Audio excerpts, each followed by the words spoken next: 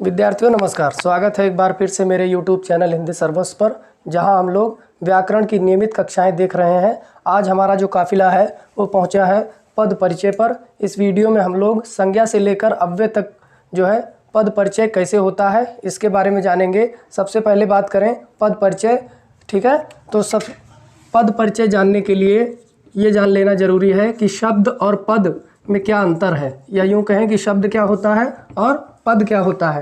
तो शब्द के अंतर्गत बात करें तो वाक्य से अलग रहने वाले शब्दों को शब्द कहते हैं और वाक्य में प्रयुक्त शब्दों को पद कहते हैं। जो वाक्य में प्रयुक्त रहेगा उसे क्या कहेंगे? पद कहेंगे, ठीक।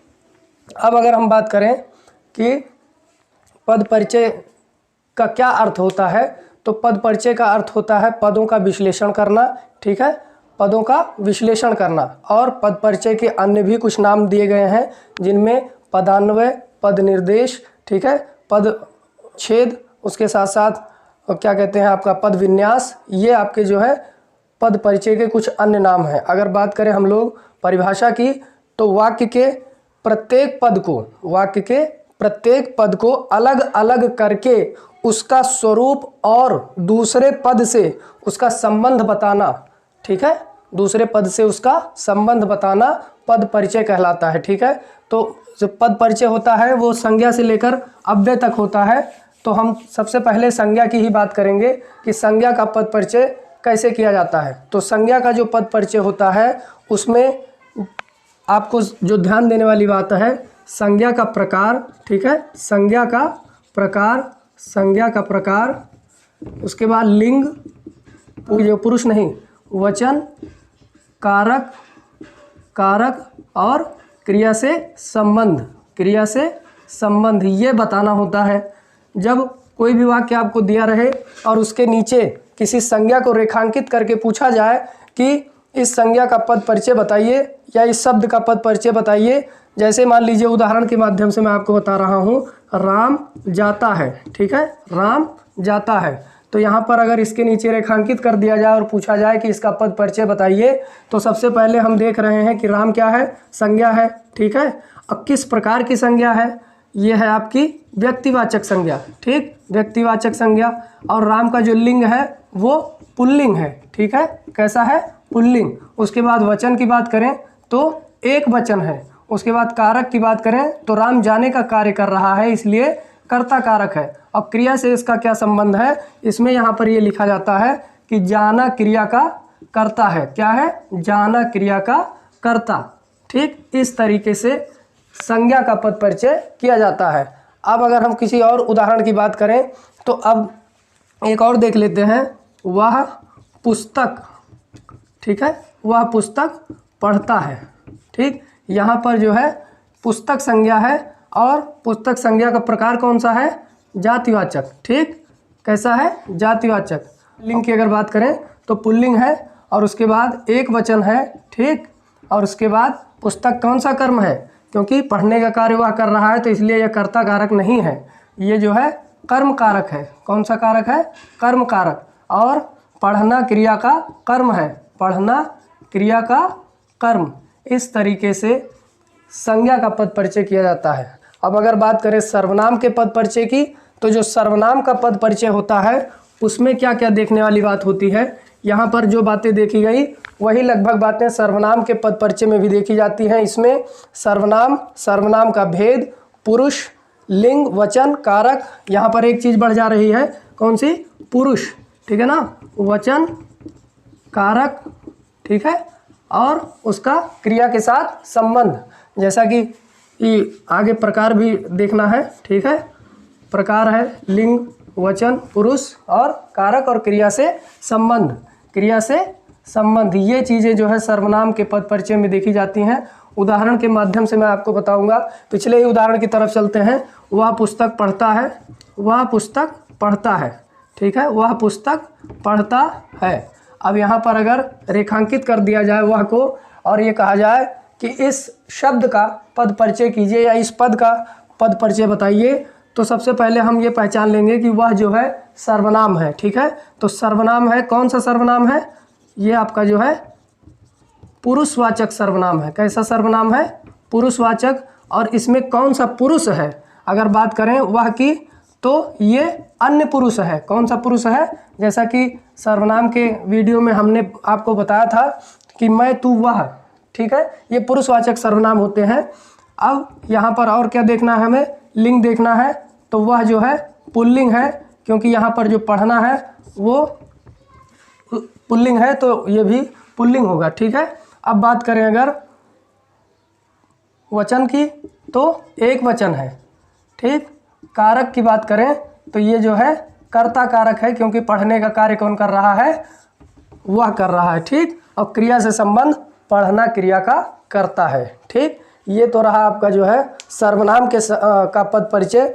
अब अगर हम बात करें विशेषण के पद परिचय में क्या क्या जो है ध्यातव्य होता है, तो जो विशेषण का पद परिचय होता है उसमें संज्ञा और सर्वनाम की तरह लिंग, वचन, कारक और विशेष से बताना चाहिए, ठीक है।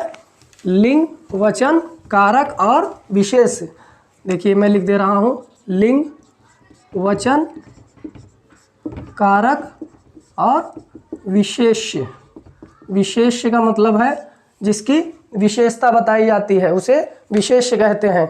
अब देखिए हम लोग यहाँ पर एक उदाहरण लेते हैं जिसमें यह गाय काली है, ठीक है। यहाँ पर दो जो है विशेषण के पद हैं, एक तो यह और दूसरा काली, ठीक है। यह आप सोच रहे होंगे कि यहाँ पर कैसे जो है विशेषण का कार्य कर रहा है। तो मैंने आपको बताया था कि मैं, तू, वह को छोड़ करके जब कोई भी सर्वनाम किसी संज्ञा के पहले आता है तो वो सार्वनामिक विशेषण बन जाता है, ठीक है। तो ये सार्वनामिक विशेषण है, ठीक। कौन सा विशेषण है? सार्वनामिक। सबसे पहले मैं इसी का पद परिचय कर रहा हूँ। सार्वनामिक विशेषण है। लिंग की बात करें तो स्त्रीलिंग है, ठीक है ना। कौन सा लिंग है? स्त्रीलिंग। वचन की बात करें तो एक वचन है, ठीक, एक वचन है। और कारक की बात करें तो यह जो है गाय, अर्थात यहाँ पर संबंध कारक। कौन सा कारक हो जाएगा? क्योंकि यह का संबंध जो है गाय से है, ठीक। उसके बाद विशेष की बात करें तो गाय क्या है? विशेष से है, ठीक। गाय क्या है? गाय विशेष से है। तो इस तरीके से आपका विशेषण का पद परिचय होगा, ठीक है। अब अगर हम बात करें इसमें जो दूसरा विशेषण पद आया है काली की, तो आपका जो है कौन सा भेद है? ये गुणवाचक, ठीक है। गुणवाचक विशेषण है, स्त्रीलिंग है, एक वचन है, ठीक है, और संबंध कारक है और गाय विशेष से है यहाँ पर भी, ठीक। इस तरीके से हमारा विशेषण का पद परिचय होता है। क्रिया के पद परिचय की, तो क्रिया के पद परिचय में क्या क्या ध्यातव्य होता है ये देखा जाए तो सबसे पहले क्रियापद में जो है क्रिया का प्रकार, ठीक है। क्या देखेंगे? क्रिया का प्रकार, ठीक। उसके बाद वाच्य भी देखा जाता है, ठीक है। उसके बाद क्रिया का लिंग, वचन, काल। क्या क्या? लिंग, वचन, काल। लिंग, वचन और काल, ये चीज़ें जो है क्रिया के पद परिचय में देखी जाती हैं, ठीक। अब देखें उदाहरण के माध्यम से कैसे कैसे इसको जो है हम लोग एक क्वेश्चन की तरह सॉल्व करते हैं। जैसे आपका उदाहरण है मैं जाता हूँ, ठीक है, मैं जाता हूँ। छोटे छोटे उदाहरणों के माध्यम से आपको बताया जा रहा है जिससे आसानी पूर्वक समझ में आ जाए, ठीक है। तो यहाँ जाना क्रिया है, ठीक है। तो सबसे पहले क्रिया का प्रकार बताएंगे, कौन से प्रकार की क्रिया है। तो यहाँ पर सकर्मक और अकर्मक की दृष्टि से ही पद परिचय में बताया जाता है। तो यहाँ जाना के साथ कोई कर्म उपस्थित नहीं है, इसलिए यह आकर्मक क्रिया है, ठीक है। कौन सी क्रिया है? आकर्मक। उसके बाद वाच्य की बात करें तो कर्तृवाच्य है। कर्तृवाच्य क्योंकि आपने पिछले वीडियो में वाच्य से संबंधित जो अध्ययन किया उसमें बताया गया था। तो ये आपका कौन सा वाच्य का भेद है? कर्तृवाच्य, ठीक, कर्तृवाच्य। अब लिंग की बात करेंगे, लिंग जो है पुल्लिंग है, ठीक। वचन की बात करें तो मैं के अनुसार एक वचन है, ठीक। उसके बाद काल की अगर बात करें तो सामान्य वर्तमान, ये भी आपने पढ़ा अभी पिछले वीडियो में, सामान्य वर्तमान काल है, ठीक। इस तरीके से क्रिया का पद परिचय जो है बताया जाता है या इस तरीके से क्रिया का पद परिचय किया जाता है। ठीक है, अब हम बात करेंगे क्रिया विशेषण के पद परिचय की। ठीक है, किसकी बात करेंगे? क्रिया विशेषण के पद परिचय की।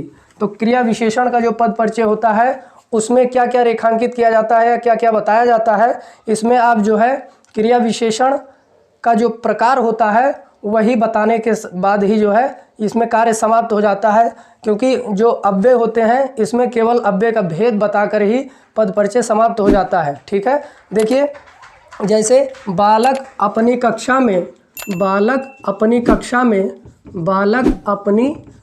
में शांतिपूर्वक, ठीक है, कैसे? शांतिपूर्वक बैठा है। ठीक, ये क्रिया विशेषण है यहाँ पर शांतिपूर्वक। ठीक है, अब इसका अगर पद परिचय अगर हम लोग करें तो शांतिपूर्वक का जो पद परिचय होगा वो केवल इतना सा है कि सबसे पहले लिखेंगे कि क्रिया विशेषण, ठीक है, और किस प्रकार का है ये रीतिवाचक क्रिया विशेषण है। ठीक है, कैसा है? रीतिवाचक क्रिया विशेषण। ठीक, रीतिवाचक क्रिया विशेषण। तो मैं आप लोगों को बताना चाहूँगा कि क्रिया विशेषण हो या समुच्चय बोधक हो या संबंध बोधक हो या फिर विस्मयादि बोधक हो, इनमें पद परिचय जो है काफ़ी सरल होता है। दो ही बिंदु जो है उसमें रेखांकित करने होते हैं। संबंध बोधक की बात करें तो संबंध बोधक का प्रकार बता दिया जाता है, जिसे एक उदाहरण के माध्यम से मैं आपको बता रहा हूँ। नौकर गांव तक गया, यहाँ पर तक जो है वो आपका क्या है? संबंध बोधक है। और ये इसका अगर पद परिचय करने की बात करें तो सबसे पहले लिखेंगे संबंध बोधक, और किस प्रकार का संबंध बोधक है? संग्रहवाचक। ठीक है, कैसा है? संग्रहवाचक। पिछले वीडियोस में मैंने जहाँ पर शब्द के भेद पढ़ाए हैं वहाँ सारी चीज़ें विस्तार पूर्वक बताई हैं, तो ये आपका जो है संग्रहवाचक संबंध बोधक होगा। ठीक, अब बात करेंगे समुच्चय बोधक के पद परिचय की। तो इसका उदाहरण देखिए, इसमें भी वही बताना है, केवल भेद और उसका जो है उपभेद। ठीक, चलिए उदाहरण है हिंदी अथवा संस्कृत की पुस्तक निकालिए। तो यहाँ पर जो है देखिए हिंदी अथवा संस्कृत, यही इतने में काम हो जाएगा, क्योंकि जो समुच्चय बोधक होते हैं वो शब्दों को भी जोड़ते हैं और वाक्यों को भी जोड़ते हैं। तो अथवा यहाँ पर जो है आपका समुच्चय बोधक है। अब इसका अगर पद परिचय करें तो केवल ये बता देना है कि समुच्चय बोधक है और ये किस प्रकार का समुच्चय बोधक है। समानाधिकरण के अंतर्गत जो भेद मैंने आपको बताए थे उसी भेद में ये विभाजक प्रकार का जो है, कैसा? विभाजक समुच्चय बोधक है। ठीक है, अब हम बात करेंगे अंतिम विस्मयादि बोधक। ठीक है, इसमें भी वही करना है, उदाहरण के माध्यम से बता दे रहा हूँ। वाह आप अच्छा खेलते हैं या जीत गए। ठीक है, कोई सा भी उदाहरण हो सकता है। ये आपका जो है विस्मयादि बोधक शब्द है। इसमें आपको ये बताना है पद परिचय में इस प्रकार का विस्मयादि बोधक शब्द है। ठीक है, तो ये केवल एक शब्द इसमें लिखना है कि ये हर्ष बोधक विस्मयादि बोधक है। ठीक है ना, ये किस प्रकार का है? हर्ष बोधक। ठीक, इस तरीके से हम लोग पद परिचय करेंगे, और किसी भी विद्यार्थी को इस टॉपिक में समस्या हो तो वो जो है नीचे दिए गए नंबरों पर संपर्क कर सकता है।